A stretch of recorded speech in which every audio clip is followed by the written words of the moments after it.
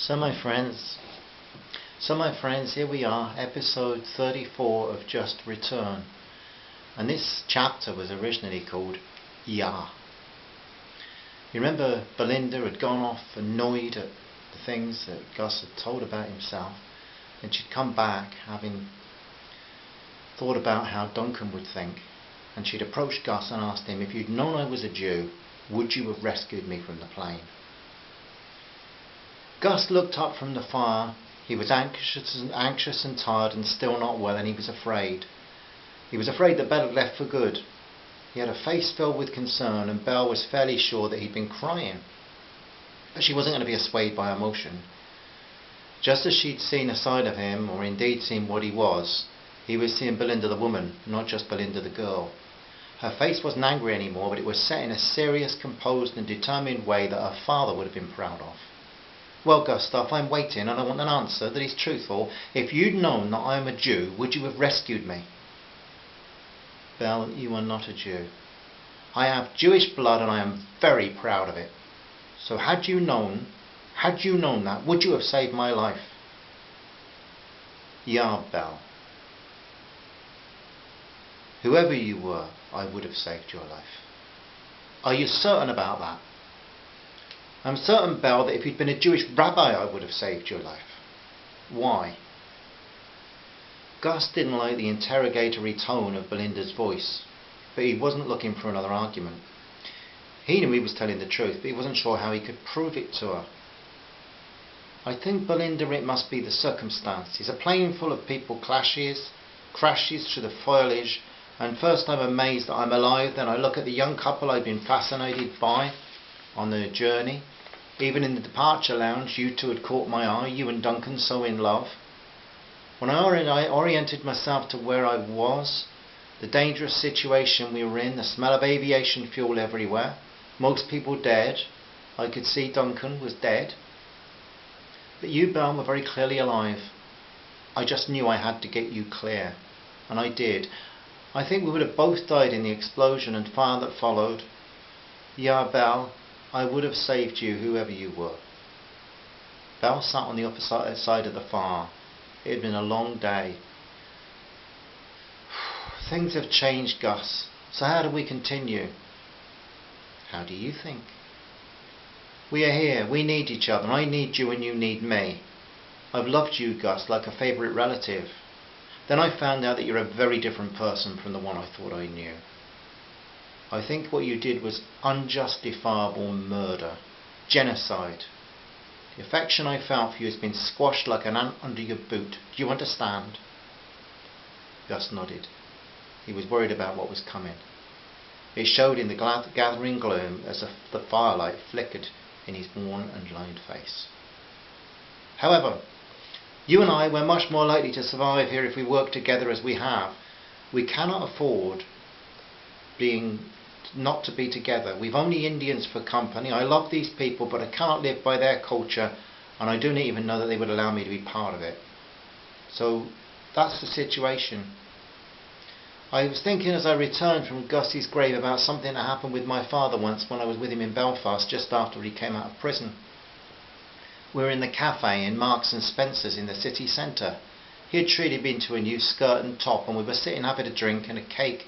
A man came in and my father watched him like a hawk. Their eyes met and they gave each other a nod. The man came with his cup of coffee and walked to our table. He was tall, with very dark hair and a very hard face. He had on jeans and a denim jacket. "Tommy Devlin," he said. "Can I join yous?" "How you doing, Davy? Be my guest." "I heard you were out, Tommy. Is it any better in there these days?" "Not a bit. As mad as ever." "Is this your daughter?" "Aye, this is Belinda."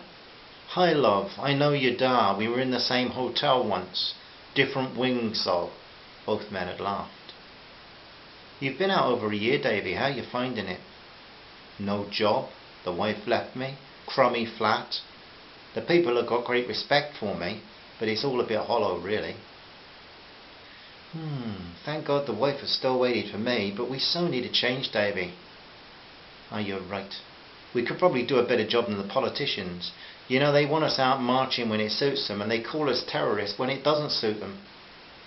Oh well, at least Sinn Féin are consistent. Oh yes, the ballot box and the Armalite and all that. We have to talk in the end though, Davy. Tommy, if it was just down to us, we could start right now. Oh yeah, that would be great headlines. Peace talks in M&S. Well, it'd be a change from you boys trying to blow it up. Davy drained his cup, then he took out his wallet and handed me a £10 note. That's for you, love. It's because your daddy's not all bad. See you, Tommy. You take care now. And he left. When he'd gone, my dad smiled at me. Who was that man? I asked. He's Davy Pike. He did me a big favour about a fortnight after I was locked up, before I really knew how things worked in the maze. 4 loyalist lads decided to beat me up. One of them was related to a policeman that I'd injured. Well, I'm a fighter, love, but 4 fit young lads were going to beat me to pulp. Davy appeared on the scene, barked orders, and he obviously had some serious clout because they left me alone. Davy called the screws. I asked him why a UVF man was going to help me. He said, because you're a Belfast man, like me, Thomas Devlin, locked up for fighting for what you believe in. Later on, we had a committee and we were arranging a protest. We needed to talk to the UVF and the UDA prisoners. I mentioned Davy Pike and I acted as a liaison officer with Davy doing the same for the UVF. Truth is, love, he's not all bad either. Sometimes this whole war is full of contradiction and stupidity. When my father was killed in a shootout with the security forces, my mother got a sympathy card from Davy Pike.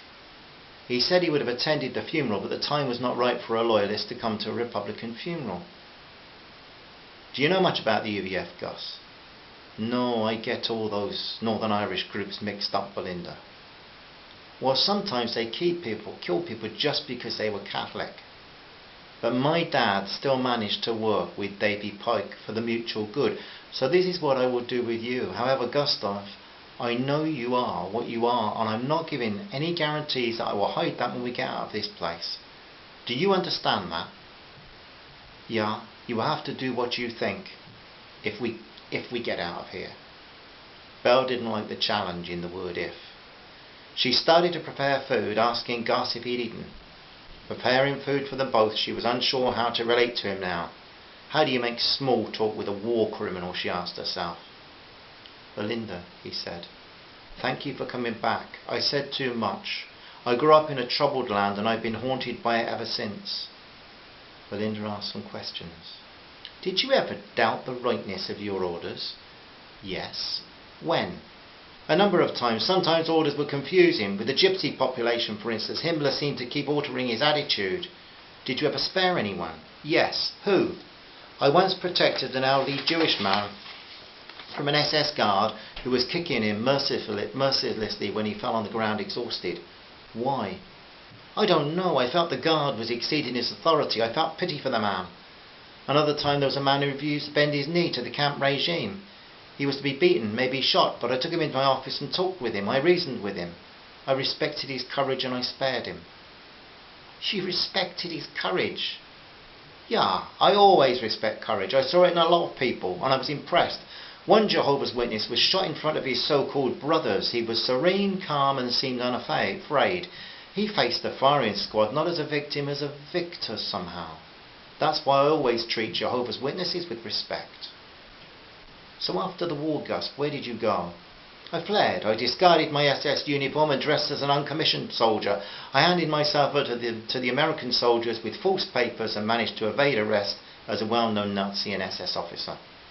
There was a system for getting us out. I worked on a farm near Frankfurt for a few years and I decided to make a nest in the house of the enemy. That was when I moved to England. You never married? No. Why? You know I only ever loved one woman. She was raised in Dresden, I told you. We were both in the Nazi party. We were both sure Hitler was the one hope for Germany. We fell in love quickly and we were engaged, but the war had us always apart. We decided not to marry until after Germany's victory. But that awful night in Dresden, those RAF bombers, followed by the US Air Force bombers, the city, the firestorm, the burnt bodies that took 2 weeks, the ones that they could find to bury, my Magdalena was among them. It is suggested, as I told you, that 135,000 people died in that awful raid. Probably chosen to show the Russians who were advancing how powerful Britain and the USA were. It was a warning to them. Perhaps you approve of that British murder, Belinda. I don't approve of anyone's murder, Gus. I think the whole attitude of this war business calls itself, in a world that calls itself civilized, is as barbaric as can be. These Indians have got more idea about peace than Europe or the United States ever have. It was easy for those pilots in their Lancasters. No, Gus, it wasn't easy in a bomber. I've read about it. If you lasted for 10 missions, it was very dangerous. War, it is dangerous. That's not what I mean. I mean, they dropped their bombs from on high and caused a firestorm on people they'd never seen. We had to face our victims every day. Belle bit her tongue just a second before losing her cool again. She was no point at all no point at all. Gus would not be able to see where she was coming from. There was no merit in murdering people. You could say anyone there was in killing. There was no better in killing people that you could see than in killing those you couldn't. But he was infected with a disease that would plague him with death right down to the end of his life. He was indoctrinated, brainwashed, possessed by the teachings of Adolf Hitler and Himmler and their associates. He had said he felt no regrets, and that was enough for Belinda.